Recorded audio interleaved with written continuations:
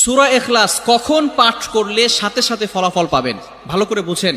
সূরা ইখলাস হচ্ছে পবিত্র কোরআনুল কারীমের ভিতরে ছোট সূরাদের ভিতরে অন্যতম একটি সূরা। তবে ফজিলতের দিক থেকে সূরা ইখলাস হচ্ছে গুরুত্বপূর্ণ ফজিলত, এবং এই সূরাটা এমন একটা সময় আল্লাহ পাক রব্বুল আলামিন নাজিল করে দিয়েছেন যখন আল্লাহ রাসূল সাল্লাল্লাহু আলাইহি ওয়াসাল্লাম দ্বীনের প্রচার করতে লাগলেন। এমন সময় আল্লাহ পাক রব্বুল আলামিন এক আল্লাহর দাওয়াত দিতে লাগলেন। তখন কাফেররা আল্লাহ রাসূল সাল্লাল্লাহু আলাইহি সাল্লামকে কোশ্চেন করলো যে, মুহাম্মদ, তুমি তো এক আল্লাহর দাওয়াত দাও, আমরা তো কোটি কোটি দেবতার পূজা করি, তারা আমাদের সমস্যার সমাধান করতে পারে না। তুমি যে আল্লাহর দাওয়াত দাও সেই আল্লাহ কয়জন এবং সেই আল্লাহর সন্তান আছে কিনা?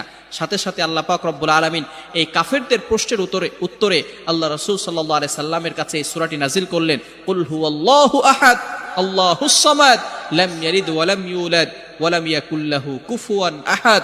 আল্লাহ পাক রব্বুল আলামিন এক, অদ্বিতীয়, এবং